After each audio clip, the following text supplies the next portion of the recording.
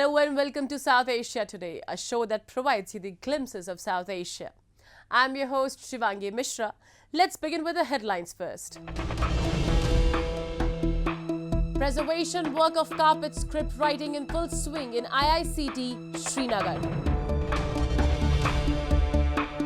School students forced to attend classes in dire conditions in illegally occupied Gilgit-Baltistan. Famous Raja Rani Music Festival enthralls audience in India's Bhubaneswar city. Let's begin the show with India, where the country is getting boost in digital journey and how the introduction of schemes like direct benefit transfer and Aadhaar are transforming the digital scenario of the country. Take a look. Digital India is a force to be reckoned with. Whether it is through the efficient transfer of funds at the individual level or the massive distribution of government assistance to the most vulnerable, Digital India has virtually revolutionized many aspects of society. The global financial body, the International Monetary Fund, and the World Bank both heaped praise on India's direct benefit scheme, which has been a seamless, transparent digital medium that has supported society's most economically disadvantaged, especially during trying times in the face of the pandemic. India's direct benefit scheme is being recognized as a model for other emerging economies for more effective targeting of beneficiaries of subsidy programs. How has India, a country with such a vast population, able to digitize so efficiently and successfully? In 2009, the National Payments Corporation of India took over the ATM network in order to modernize retail payments and settlements. This milestone was followed by the biggest technological breakthrough in India's digital journey, the establishment of the Unique Identification Authority of India, or UIDAI. India had previously faced many challenges with a significant portion of the population lacking any legitimate identification. The UIDAI created a biometric database of its population, based on a 12-digit digital identity known as Aadhaar, verified by fingerprints and retina scans. Right now, our banking, our Aadhaar, our India Stack technology on the digital public goods is at the cutting edge. It is the best in the world. Transferring money from one account to another has never been so easy anywhere else in the world, including in China, including in the United States, across political systems. For example, last month we did about, if I'm not wrong, more than 7 billion transactions on UPI. And it is almost doubling year on year. So soon we'll hit 100 billion transactions per year kind of run rate. These are unimagined numbers still even a few years ago. By 2022, over 1 billion Aadhaar authentications were done by UIDAI. In 2021, UIDAI had claimed to have completed Aadhaar identification of 99% of Indian adults, a massive feat considering India is home to nearly 17% of the world's population. With the Aadhaar program in place, the government was able to implement the ambitious financial development policy, Pradhan Mantri Jan Dhan Yojana, with an aim to provide all households in India with a bank account. In just 1 year, 166 million people had opened accounts as part of the program. Prior to the successful implementation of both programs, many millions of Indians were unable to open a bank account as they did not possess any ID. The Aadhaar card solved that. Now, government payments could be paid directly into bank accounts, and beneficiaries had easy access to their money via debit cards or smartphones. Both these programs demonstrated the remarkable acceleration of conventional financial development in the country. These groundbreaking developments fall under the umbrella of a unique cyber India Stack system, the ambitious creation of a digital infrastructure to resolve issues in many areas, including governance, businesses, startups, and many more. The key components of this digital infrastructure involve a consensual agreement to develop presenceless, paperless, and cashless layers. India's digitization of data enabled the country to fight the COVID pandemic without chaos, from contact tracing to organizing and implementing the vaccine drive. We have a financial digital stack, we have a health digital stack. And I think one of the most impressive digital stacks that we actually developed during COVID was the digital database that we developed for both vaccination and RT-PCR testing. So I think all this actually helped us to manage the pandemic very efficiently. The availability and access to bank accounts made it possible for the impoverished to receive aid efficiently and effectively, and also enabled individuals and businesses to conduct transactions without the need for in-person interactions. Because of these advances, Indians across the country, whether in the informal or formal economy, can safely transfer funds anywhere with just a few taps on their mobile phones. The acceleration of digital payments, facilitated by the creation of this unique Digital India stack, have been key drivers of the economic development in India, helping stabilize incomes in rural areas and boost sales in the informal sector. India leads all other countries in terms of daily digital payment volume. Having become the trendsetter in many of the digital domains, India is expected to propose the creation of a robust digital architecture when it assumes the G20 presidency. The digital arm of Brand India is poised for rapid expansion, increased investment, and increasing respect and admiration on a global scale. Kashmiri handlooms have made their mark all over the world due to the unique design, soft texture and beautiful embroideries. Authorities in the territory keep on taking a number of steps to preserve these ancient forms of art and educate the younger generations about them. Walking on the same lines, an ancient form of carpet script writing called Talim is being preserved via digitization at the Indian Institute of Carpet Technology in Srinagar city. Take a look.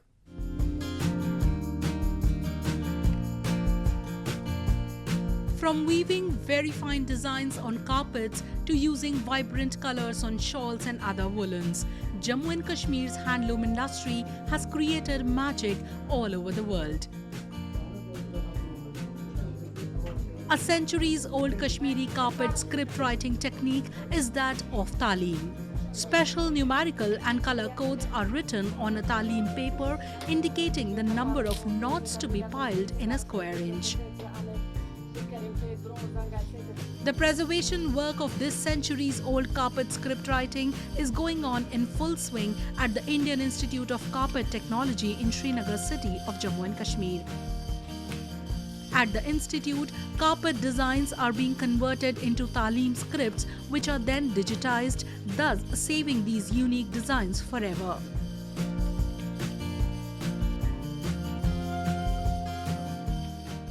पहले तो ये manually लिखा जाता था, लेकिन अब क्या है कि इसमें अब मॉडर्नाइजेशन बहुत हो गई, तो अब हम लिखते हैं ये थ्रू बाय द कंप्यूटर, तो डिजिटाइजेशन उसको हम कहते हैं। उससे एक फ़ायदा है कि बहुत ज़्यादा टाइम जो है हमारा वो सेव हो जाता है, और जो कस्टमर का भी टाइम है वो भी सेव हो जाता है, क्योंकि उसको बहुत ही जल्दी अपना आउटकम मिल जाता है। As far as the design is been concern, we can see the design as well. हमें पहले ही पता चल जाता है कि डिज़ाइन कैसा बनेगा। हाँ, एग्जैक्टली। उसमें चेंज अगर करनी होगी तो वो भी हम उसमें कर सकते हैं, और कस्टमर भी देख सकता है कि अगर उसको अच्छा डिज़ाइन ना लगे तो वो उसी पे कैंसिल भी कर सकता है। पहले क्या हो जाता था कि पहले हम बनाते थे कारपेट, तो पता नहीं होता था कैसा बनेगा, कैसे इसमें कलर्स आएंगे, कैसा जचेगा। अब हम देख सकते हैं कि कारपेट कैसा बना है।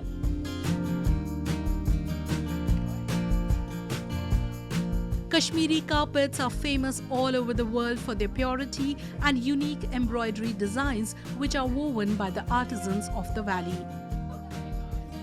With modernization and technological advancements, the Kashmiri handloom industry is also upgrading itself to popularize the art as well as preserve them for future generations. At the institute, experts are using locally developed carpet design software named Nakash that automatically converts carpet designs into Talim scripts. Presently, the institute has good material for traditional and handmade script writing, which results in converting all the scripts into digital form. इसमें जो manual designers थे उनका भी role ख़त्म हो गया है लगभग, और जो अब स्क्रिप्ट राइटिंग है, क्योंकि हमने एक बार इसको कंप्यूटराइज किया है, हमें तालीम राइटर्स की ज़रूरत नहीं है क्योंकि ये तो लाइफ टाइम सेव हो गए हैं, और जब हम चाहेंगे इसके पेपर्स निकाल सकते हैं। अगर किसी आर्टिज़न या मैन्युफैक्चरर या एक्सपोर्टर ने आज अपने लिए कोई डिज़ाइन डिजिटाइज किया है, तो आज उसने एक कॉपी ली है, तो 10 साल के बाद अगर वो आएगा यहाँ पे, उसके कुछ पेपर्स उसको गुम हो गए या वो चाहता है कि इसकी मुझे डुप्लीकेट कॉपी मिले, तो एवरी टाइम उसको हम देंगे वही original copy. The carpet weaving industry was brought to Jammu and Kashmir from Persia by Sultan Zainul Abidin during his reign around 1420 AD. It is the creative urge and creative instinct of Kashmiri artisans who always come up with new patterns and designs that Kashmiri carpets have made their mark worldwide, and the industry is still flourishing.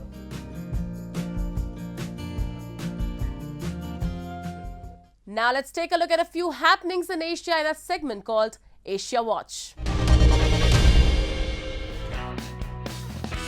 As Malaysia's biggest ever infrastructure, the multi-billion-dollar 665-kilometer-long East Coast Rail Link is being constructed mainly by the China Communications Construction Company. The rail link will connect the country's big west coast ports and capital region to a port and industrial park on the eastern shore. But crucially, even while still under construction, the project is bringing a much-needed boost to business and employment in one of Malaysia's least developed regions. The state of Kelantan is the northeast corner of Malaysia, is largely rural and among the poorest in the country. It is now abuzz with the construction of the East Coast Rail Link that will eventually whisk freight and people to and from the country's biggest ports and the capital region at up to 160 km per hour. China Communications Construction Company is the lead contractor, and it has kept the project well on track despite challenges including changes of government, changes of routes, adverse weather and geology, and COVID-19. CCCC has been involved in numerous other projects in Malaysia in recent years, including land reclamation, building bridges and highways, rail upgrading, and mass rapid transit systems. The ECRL is on track to be completed in 2026.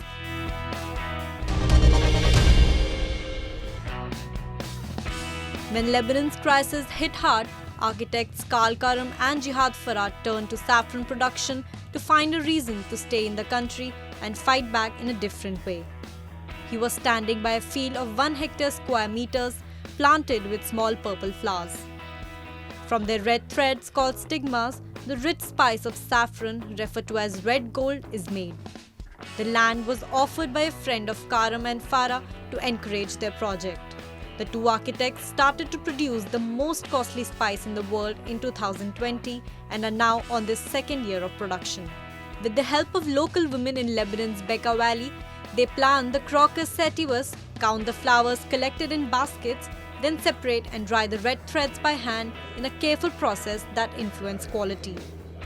Some 50,000 stigmas are required to make just 100 grams of saffron. Both Karam and Farah continue to work as architects in addition to their project as saffron producers. Lebanon's financial system collapsed in 2019, impoverishing swathes of people, paralyzing banks, and fueling the biggest wave of emigration since the 1975-90 civil war.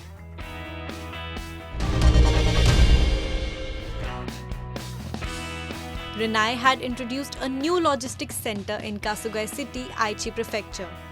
It controls the logistics of Renai products such as laundry dryers, hot water heaters, and so on.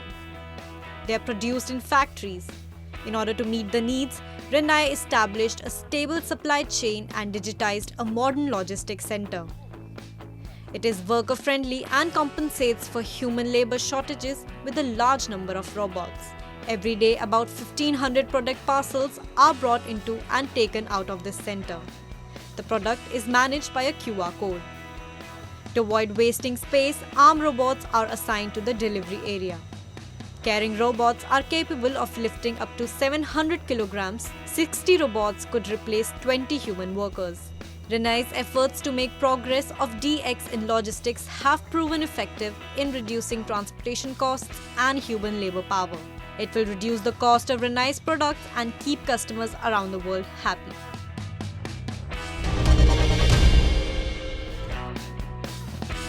Yokohama City is enthusiastically promoting decarbonization and advocating zero carbon Yokohama. Yokohama City has progressive industrial area. It is gathering companies that have sympathy to the decarbonization policy of Yokohama City. Euglena is the main constituent of Yokohama City Biofuel Organization. It established a promotional plan to produce biojet fuel and biofuel for diesel engines from algae and abolished the use of cooking oil. Euglena has already made abroad overseas developments. It will contribute to global decarbonization. Asia Smart City Conference, an international conference for smart cities, was hosted by Yokohama City. At the conference, Yokohama City introduced the efforts of decarbonization and SDGs through cooperation between the city and companies. Foreign inspectors visit companies directly to inspect various technologies, and it is an opportunity for companies to expand their technology overseas. Yokohama City is the biggest city in Japan. Its administrative activity to direct future industry will affect other local governments and the Japanese government. With the onset of the winter season, it is the beginning of hardships for the students in the Skardu district of illegally occupied Gilgit-Baltistan. With no infrastructure facilities, students in middle schools are forced to study outside under tents bearing the cold winds. Even in this situation, the authorities have displayed their usual apathetic attitude, leaving them in chilly winter. We'll bring you the story. People in illegally occupied Gilgit-Baltistan have been living as second-class citizens in their own homeland for the past 7 decades. Nearly every district of the illegally occupied region has been grappling with problems of bad roads, inadequate schools and hospitals, and poor water supply systems. Middle school students in Gilgit-Baltistan Skardu district have been dealing with a variety of problems. These students are forced to study under tents in the region's bitterly cold winters due to a lack of infrastructure services. They are pleading with the government to take note of their problems and address them right away. Middle school Sardas में total student जो हैं 76 हैं जी उनमें से total classes जो हैं 9 classes चल रही हैं अभी। अच्छा, नर्सरी से लेकर 8 तक चला रहे हैं जो 3 क्लासरूम हैं, 1 स्टाफ रूम, सही। तो टोटल 9 क्लासेस है और कुछ क्लासेस को हम 10 में रख के बाहर 10 में रख के चला रहे हैं जो 2 10 लगे हुए हैं यहाँ पे, वहाँ रख के 2 क्लासें जो है 10 में रख रहे हैं।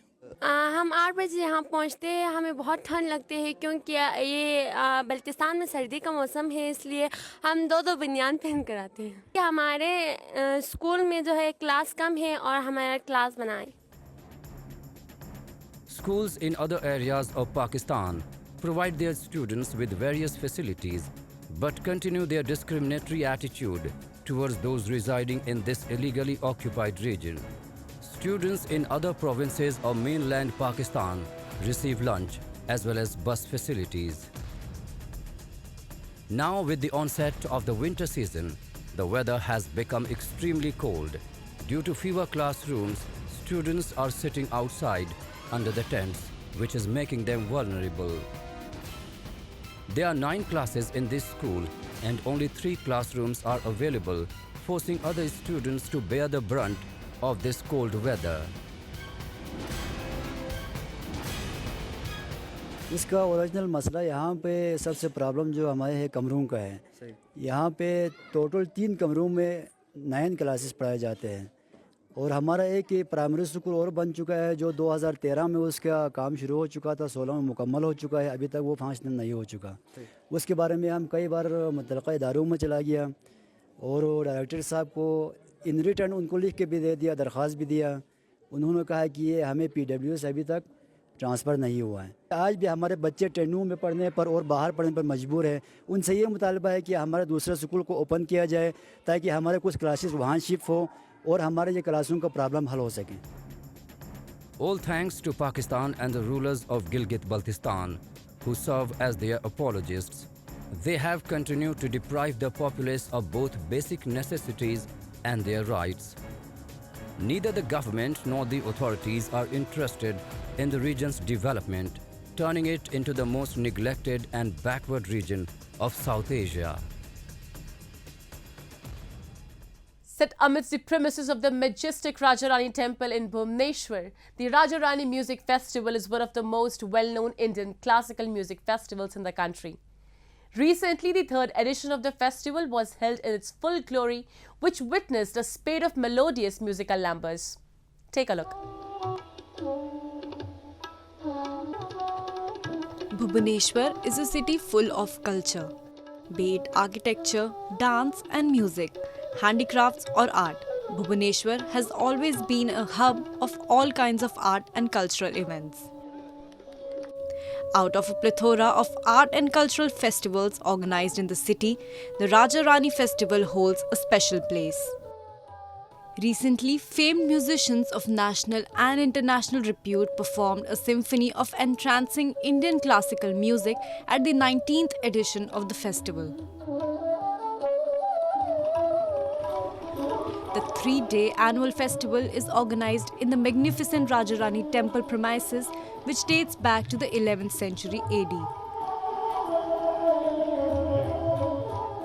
Rajarani Music Festival is one of the premier musical shows in the country, which has been performed since 2003, and music lovers all over the country look for this occasion. And also nationally and globally it is acclaimed as a music festival, and since it is working since 2003, very senior artists all over the country, they have already participated in this show, and it has an importance of its own. The festival serves as a showcase for classical Indian music, including vocal styles such as Hindustani, Carnatic and Odissi, which are native to the state of Odisha, as well as sonorous instruments that are only found in India. Out of all the performances, the performance by Maestro Jabahar Mishra, who performed Hindustani flute, and Vidushi Ashwini Bhide Deshpande's act, a well-regarded Hindustani vocalist, received the loudest cheers.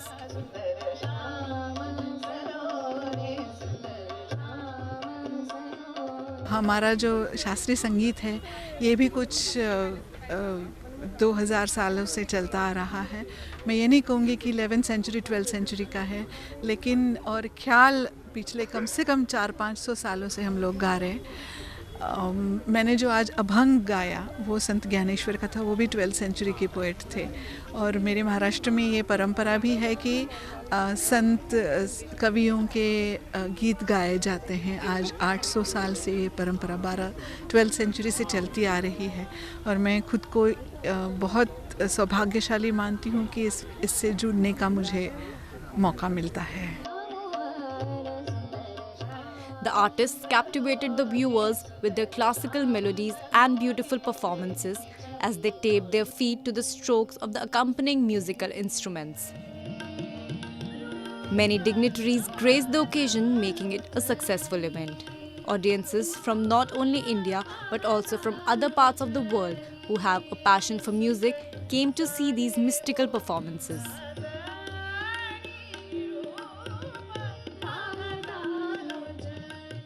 It's the first time I'm here in Rajarani Festival and really enjoying the artists, the quality of the music that we have the opportunity to witness today is amazing.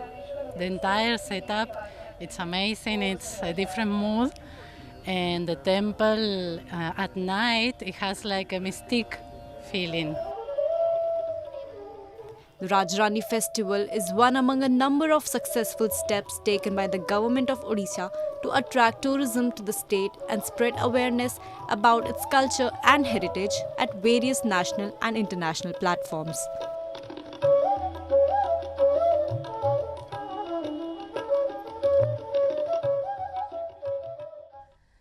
It's time for me to wrap up today's episode. We will be back next week at the same time. This is Shivangi Mishra, signing off on behalf of the entire production team of South Asia Today. Goodbye and take care.